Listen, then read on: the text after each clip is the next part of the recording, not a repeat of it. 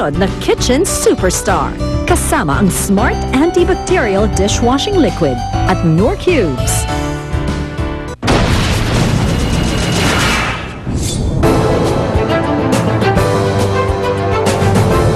Nagpasiklaban na ang mga cook sa paggawa ng kanilang native chicken dish. Mapabilib kaya ng mga cook ang masters of the table. Ang niluto ko po ay tinolang manok na Tagalog. Kasi ito ho yung old-time favorite ho ng mga Tagalog, yung style ho ng pagluluto nila, bawang, sibuyas, luya, tapos yung manok. Yung dugo, ayan ho, inilagay, inilagay ko na lang ho sa ibabaw. Ganda. Yan na lang ho siya. Kalimitan ho sa mga matatanda, mas masarap daw ho may kasamang dugo, mas malasa daw ho. Bago Ang ganda yung kulay ng sapa. Oh.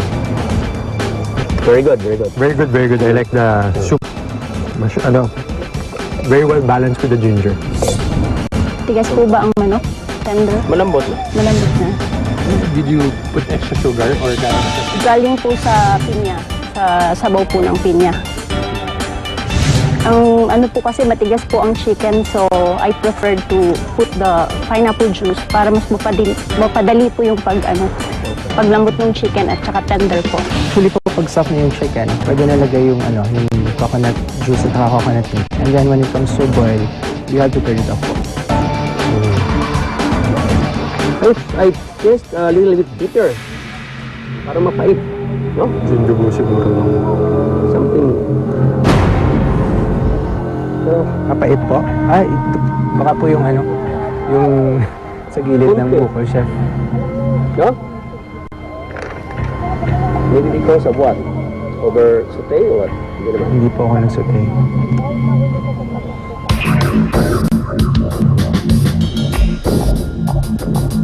Cooks!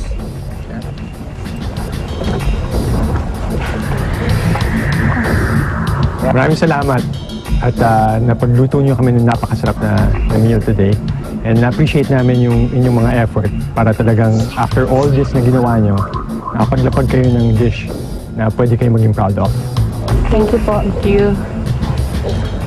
Magdi-deliberate lang kami at malalaman kung sino ang tatanggalin na dalawa at haharap sa Masters of the Table.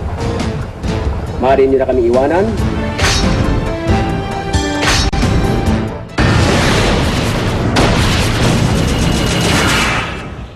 I think may mga successful dishes na try natin. Yeah.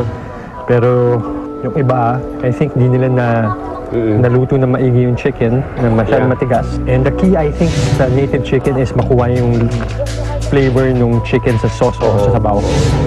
Yung iba, nakuha nila with the binakol, with the soup and the pinunyahan. Pero yung iba, medyo tough. Tapos yung lasang pagka-native hindi na-capture. Tama po.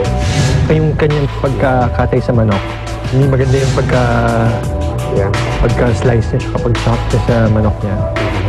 And of course, the presentation is very amateur.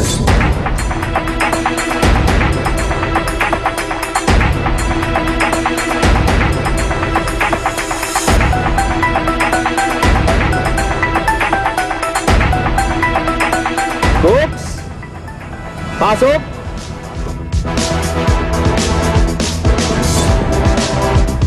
Nakapag-desisyon na ang ating Masters of the Table.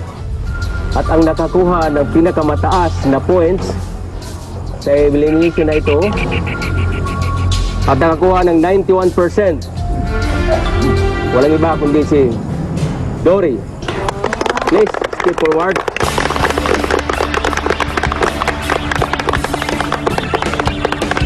At ang pangalawa naman na nakakuha ng 81% ay si Eileen.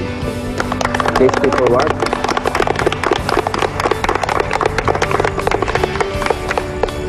At ang pangatlo with average of 80%, MG.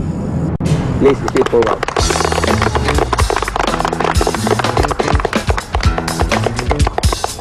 Cooks, Maaari na po kayong pumunta sa inyong kanang bahagi. Doon po sa dulo. And ang pang-apat na nakapasok with an average score of 77.5 ay si Red. Ang susunod na nakapasok, nakakuha ng 73.5 average score. I see. Sino kina Marlene, Ting, Sunny at Jazz ang dalawang cooks na haharap sa Masters of the Table para ipaglaban ang karapatan nilang manatili sa kompetisyon. Explore Alaska, Europe, the Caribbean, and Asia on board Royal Caribbean. Explore the world like never before with Royal Caribbean Cruises. Visit us at www.royalcaribbean.com or call Royal Caribbean Philippines at 892-2701-203 or 894-3597. Smart naman is you. Smart antibacterial. Nakakuha ng 73.5 average score. I see. Marilyn, congratulations.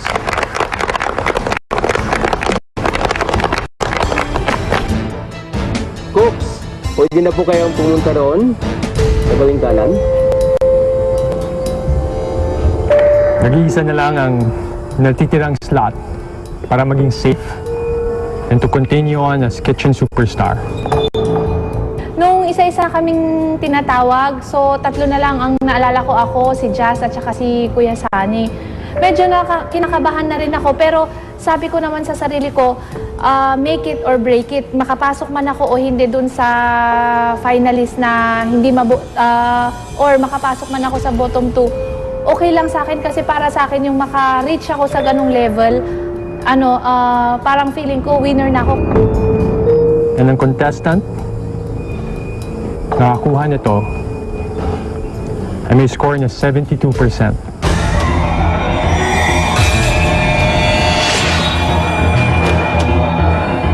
Congratulations.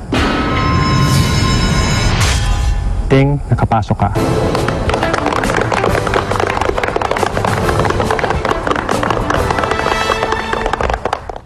At sa dalawang natitira,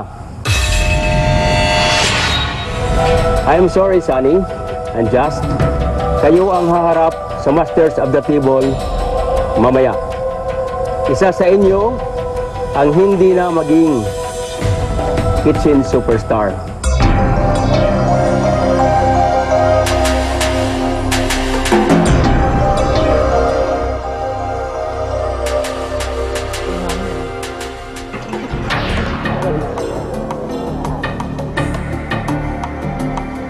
Isa kina Jazz at Sunny ang mawawalan na ng pag-asang manalo ng 1,000,000 piso at maging kauna-unahang kitchen superstar. Sino kaya ang magtatagumpay? Ang Bicolanong former bodyguard na si Sunny o ang nurse at anak ng Pangasinan na si Jazz?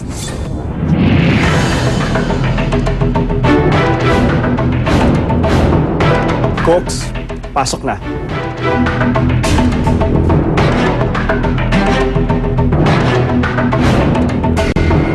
Cooks, maaari nyo nang ilagay ang armas ng kusina.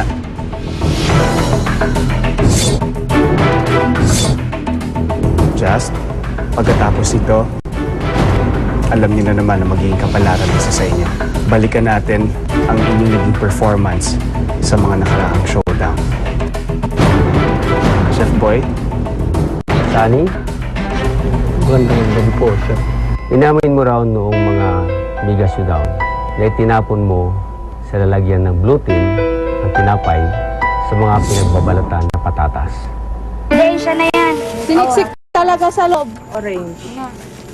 Mati kayo Bakit mo nagawa ito? Ang nangyari po ay hindi ko po sukat akalain. Sapagkat mga oras po na yun, nagbabalad po kami ng patatas para po ihanda doon sa aming ihanda kinabukasan. Nang mga pagkakataon po na yun, napuno na po yung aking lalagyan ng maraming bagay kasi balat nga po ng patatas. nakakita po ako ng black bag. Nang makita ko po ang black bag, akin po kagad naisip na ang black bag ay isang basurahan. Kaya po nung aking makita ang black bag, wala po akong dalawang isip na inilagay yun pong balat ng patatas. Just, anong masasabi mo sa pahayag ni Sunny? Last Mega Showdown po, pati sila gumamit ng black bag, pantago ng mga gamit nila. Maaring alam niya na yon ay lalagyanan niya ng tinapay, pero inilagay niya pa rin ang balat ng patatas. Opo, kasi nakaiwalay po yung mga basura at saka maayos po yung plastic. Alam niyo, parang may tinago lang yung plastic na pinaglanyan po namin ng mga tinapay. May masasabi ka ba dito, Sunny? Wala po ako intensyong maggawin ang bagay na yon, sapagkat ang aking damdamin, ang aking puso ay lumalaban ng parehas. Sunny, si Red at si Jor, sa first Mega Showdown pa lang, makasagutan mo. Isang tanong, isang sagot, Sunny. Palaaway ka ba?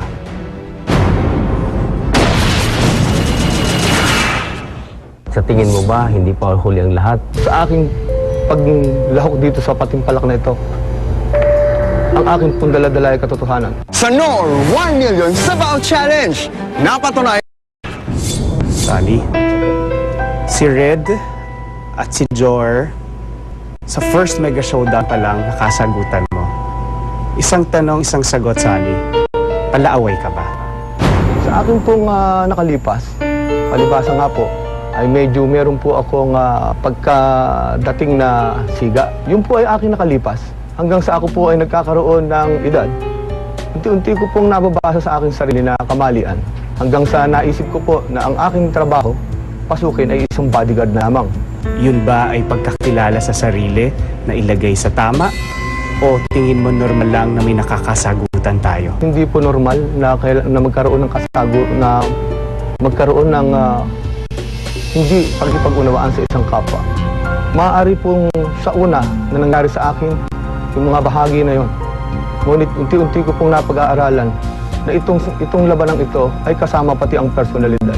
Sunny, ano yung dapat ipinagbabago mo para mas maintindihan ka namin? Hindi magandang attitude ko yung palasagot. Yung medyo parang pag naaerehan, parang ang aking damdamin gusto lumaban. Sheffield? Plus, nung Mega Showdown, parang merong konting alitan din sa grupo niyo. Being part of that group, may na-contribute ka pa para maayos yung alitan doon sa grupo niyo? Nung umpisa po kasi, hindi po ako sumasagot kasi nga yung sagutan nila is talagang sunod-sunod, hindi mapigilan. Parang malaking talagang bagay na nawala siya. Kasi in-expect po namin talaga na siya po yung bibigyan nyo ng chance. Kumpara kay Ate Marlene. Kasi mas deserving. Yung bang desisyon ng Masters of the Table ay kini-question mo ngayon? Hindi po, hindi ko ni-question, pero disappointed lang po. I mean, para sa amin po kasi, kasi nakikita namin po yung off-cam and on-cam. Sa assessment po namin, the last eviction po, mas deserving po si Dolph kaysa kay Ate Marlene. Saan nagkamali ang Masters of the Table? Kasi parang nadaan po sa drama yung the way po na dahil madaldal siya, masyado niyang nabenta yung sarili niya, which is minsan di namin po alam kung totoo na po yung kinukwento niya. Well, just, ang Masters of the Table ay hindi madadaan sa daldal. Ang Masters of the Table ay may paninindigan at nakikita tagos sa puso at sa sarili nyo kung sino ang may karapat-dapat na bigyan ng pagkakataon. Just, ito ay obserbasyon ng ating Masters of the Table. Ikaw ba daw ay kaya mong maging star or sumusunod ka lamang sa rules? Gustong-gusto ko pong matuto. Kasi sa amin po, limited lang po ang aming resources. I mean, gustong-gusto kong mag-eksperimento, gustong-gusto kong gumawa ng bago, kaya lang nanginay ako sa pambili ng mga rekado. Kasi pambili na lang ng gamot. Kaysa, paano kung pumalpak? Just, kanino ka natutong magluto? Sa papa ko.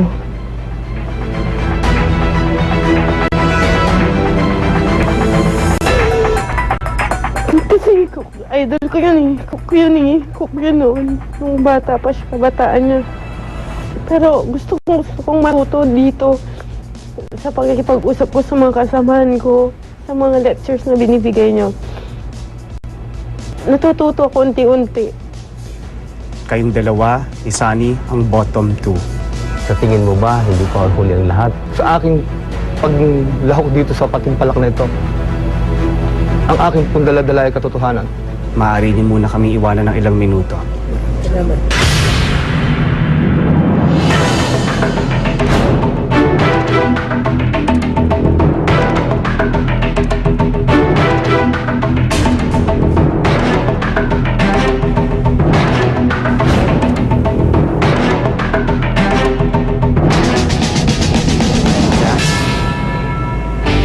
Congratulations. Binigyan ka ng isa pang pagkakataon ng ating Masters of the Table dahil ramdam nilang ipinagpalit mo para lamang ipagluto o maging kagaya ng iyong ama. Hindi talaga ako iyak eh. Hindi ako pinag-uusapan yung papa ko eh. Salamat kita. Maaari ka na rin bumalik sa kusina.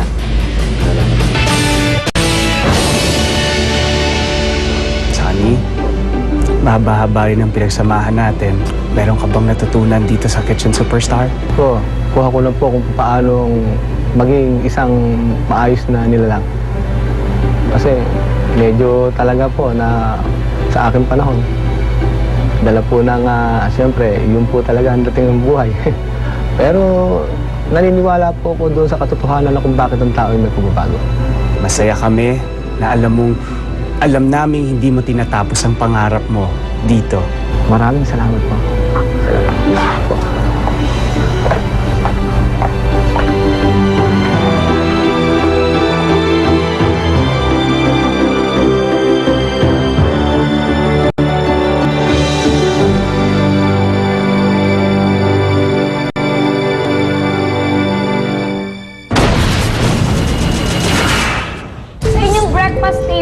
May makikita kayong 10 tray na may takip. Bawat isa sa inyo ay kailangan pumili ng isang tray. Sa hudyat, bubuksan ninyong sabay-sabay ang takip ng tray para malaman kung anong sorpresa ang naghihintay para sa inyo. Nagmamahal, Marvin.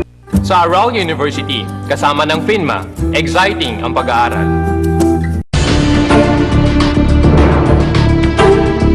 Bagong araw, bagong laban. Pero bago pa man malaman ng mga cook ang susunod nilang hamon, isang twist ang bubulaga sa kanila.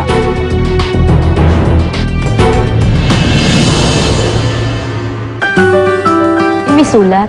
Dear Cooks, congratulations sa inyong lahat dahil umabot kayo sa top 12 ng Kitchen Superstar.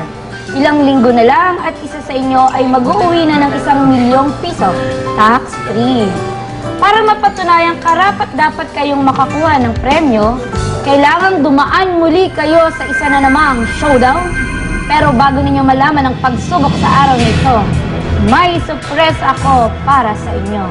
Doon nakita namin mga silver na nakatakip doon. So, we expect na talaga kasi sabi namin siguro mayroong twist na naman. Sa inyong breakfast table, may makikita kayong 10 tray na may takip. Bawat isa sa inyo ay kailangan pumili ng isang tray. Sa hudyat, bubuksan ninyong sabay-sabay ang takip ng tray para malaman kung anong sorpresa ang naghihintay para sa inyo. Nagmamahal, Marvin. Ano kaya yung laman nito? So parang ako naman, nakakatakot na nafe-feel ko na natatakot ako kasi exotic na naman, parang ganon. Okay. 1, 2, 3!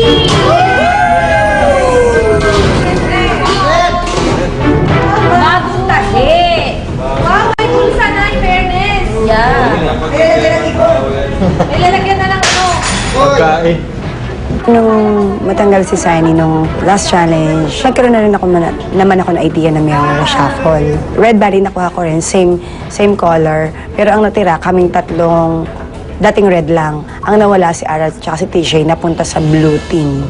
Yung kay Ara, okay lang kahit anong color, yung size lang. So happy ako nung nakita ko yung mga ka-group ko.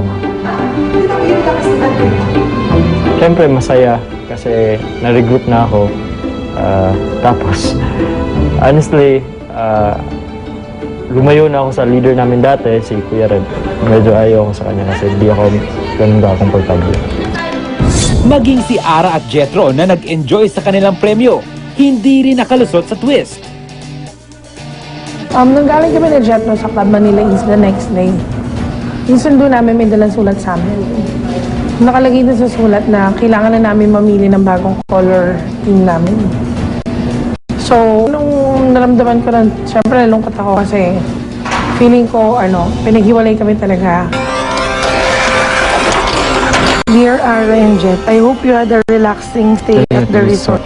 Pagbalik ninyo sa competition ngayong araw ito, ay may ilang bagay na magbabago. Kabul na ito ang pagkakaroon ninyo ng mga bagong mga team. May dalawang train na dala ang inyong sundo. Bumili kayo ng isang tray. Sa ilalim ng train na yan ay ang kulay ng bago ninyong team. Pag nakuha ninyo ang inyong team apron, dadalhin kayo ng driver sa susunod na location para sa ating mega showdown. Doon ninyo makikilala kung sino-sino ang inyong kagrupo. Good luck, Marvin.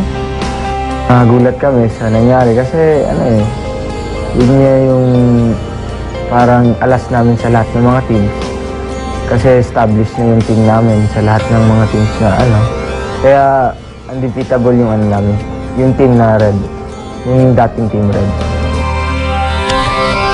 Okay lang yun, tagal natin magkasama. Matapos ang pagbabago ng grupo, oras na para harapin ng mga cook ang kanilang susunod na showdown.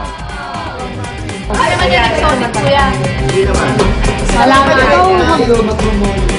Sulat again! Wow! Mami, you read it. Pagkain na yan. Uy! GMA Network. Pera yan, pera. Kaniga? Dear Cooks, simula sa araw na ito, dalawang team na lang kayo, red at blue. Kilalanin nyo na ang inyong mga bagong kagrupo. Pumili na rin kayo ng head cook. Mamaya ninyo malalaman kung anong grupo sina Ara at Jet dahil sila rin magkakaroon na rin ng bagong group assignment. Hindi na problema si Ara at si Jet. Kung nakapili na kayo ng head cook, narito na ang mga detalye ng ating mega showdown ngayong araw. Cook, sa araw na ito, magpapatakbo kayo ng isang karinderya. Bawat team, bibigyan namin ng sariling pwesto.